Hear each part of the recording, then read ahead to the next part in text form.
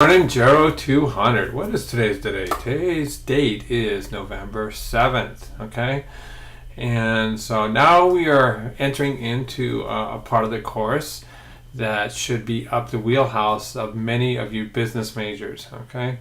And that is we are going to be going into investing, okay?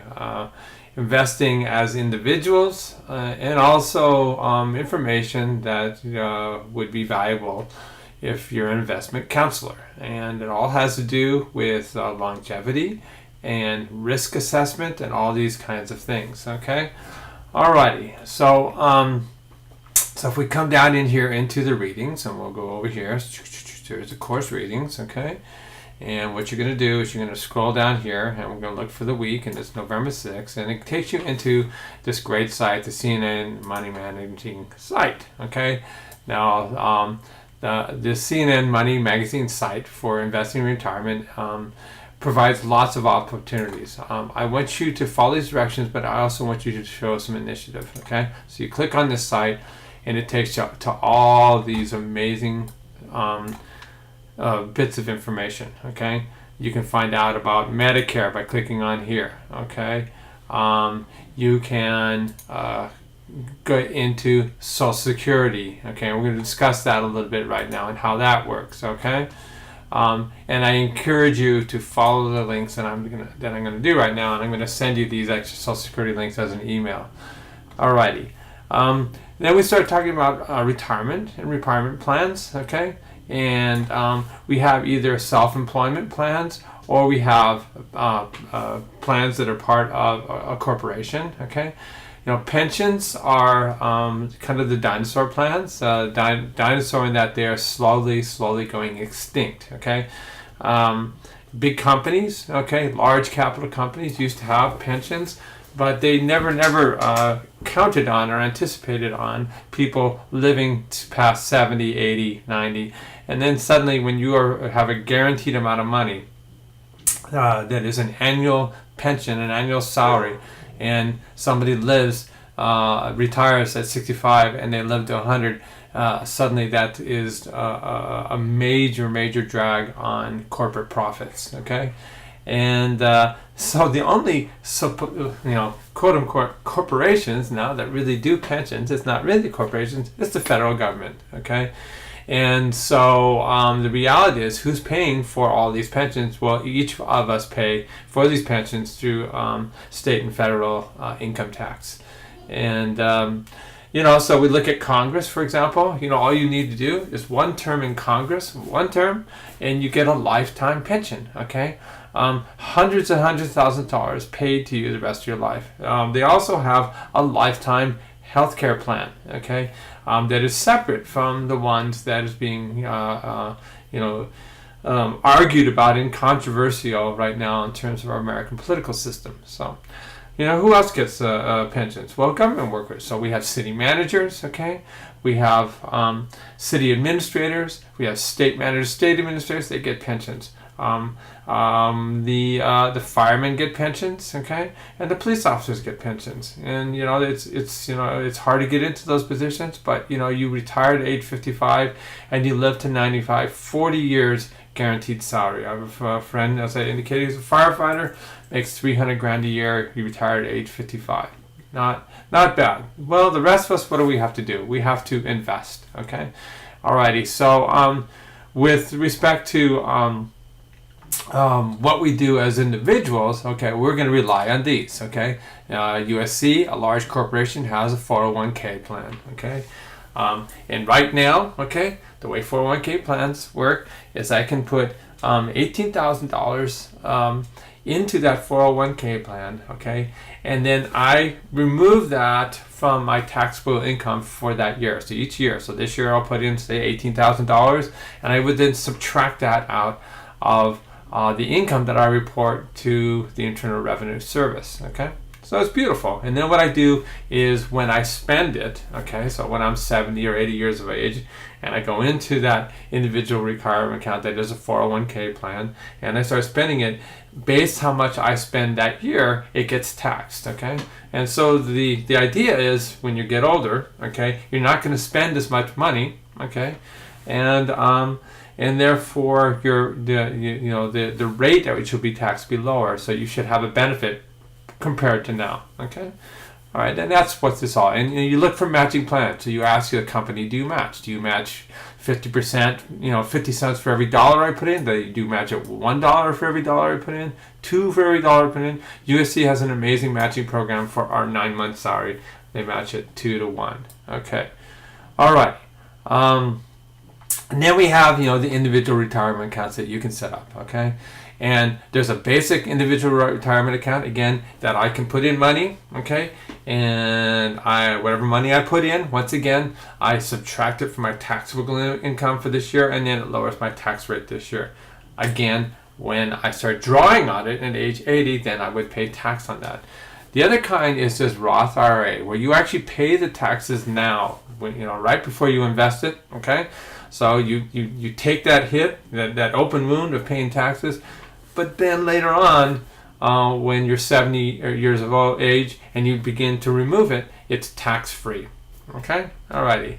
It's also tax-free in terms of the inheritance. So if I hand this down to you, my son, it won't be taxed. Whereas my traditional IRA or my 401k, if I die and hand it off to my kids, it gets taxed. Okay.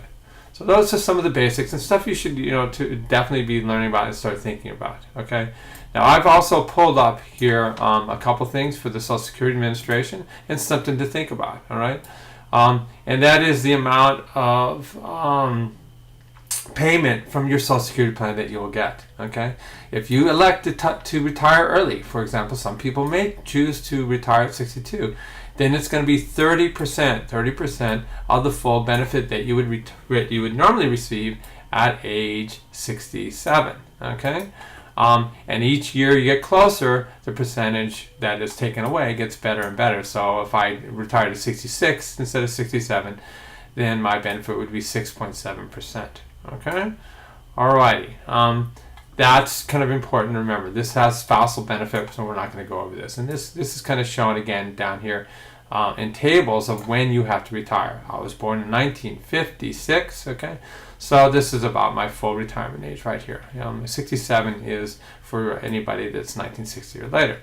All right, so that's plan one. Plan B is, how about if I, like every other professor on campus, and basically die with my boots on, okay? So I can just delay retirement if I want, have my full salary, okay? And you see what happens if you delay retirement. Then you start getting down into 68 years of age, maybe all the way down to 70 years of age. You can see that I would actually make an additional 32% of that base amount of Social Security that I would be getting, okay?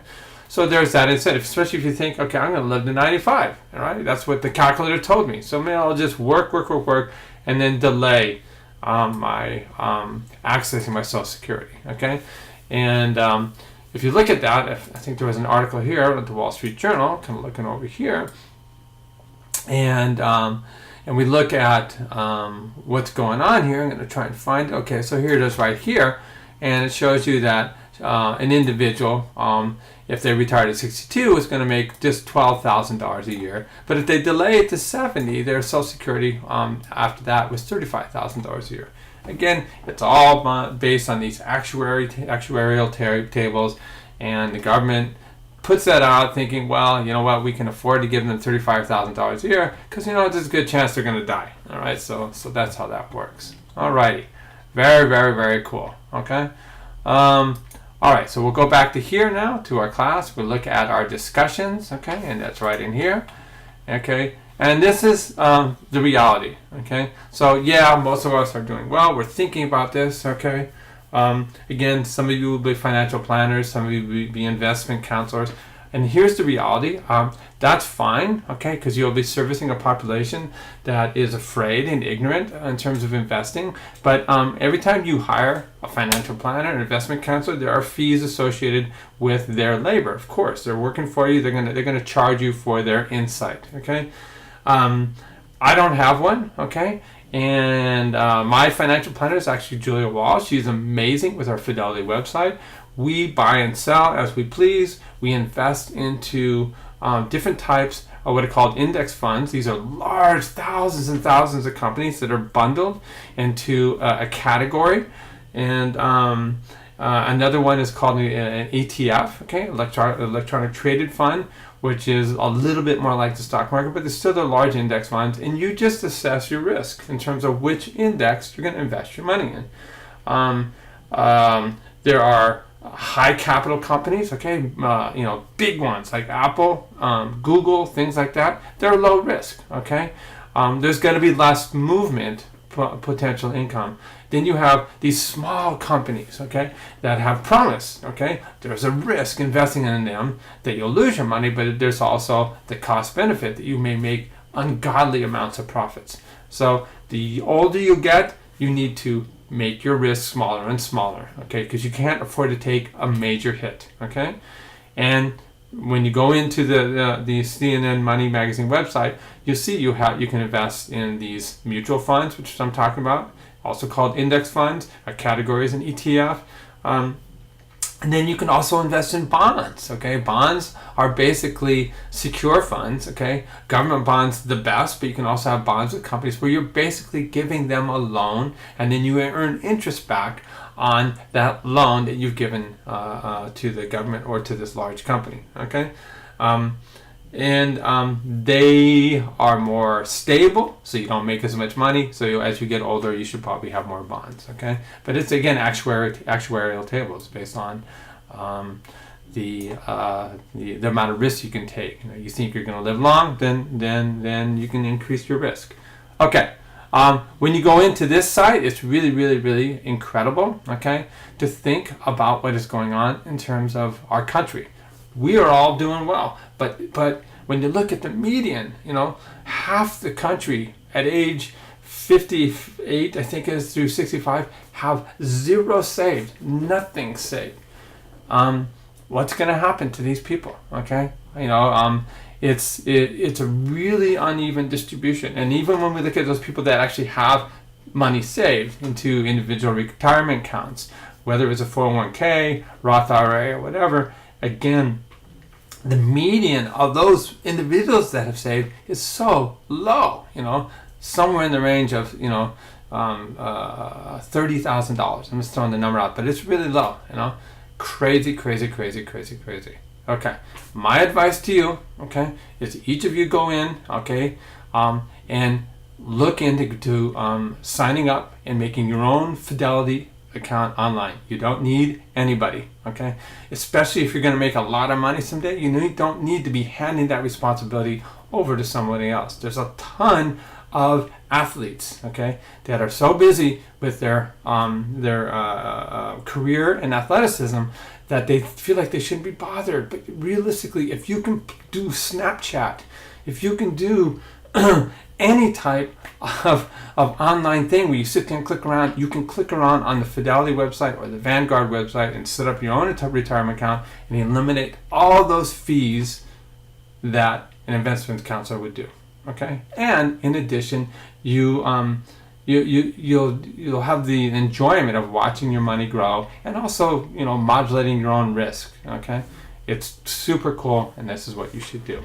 Alrighty, start thinking about your interview paper, guys. It's coming down the pike. The midterm is coming. You have to be familiar with everything and how to find it. Okay, alrighty. I think I'm going to end there. We'll see you later.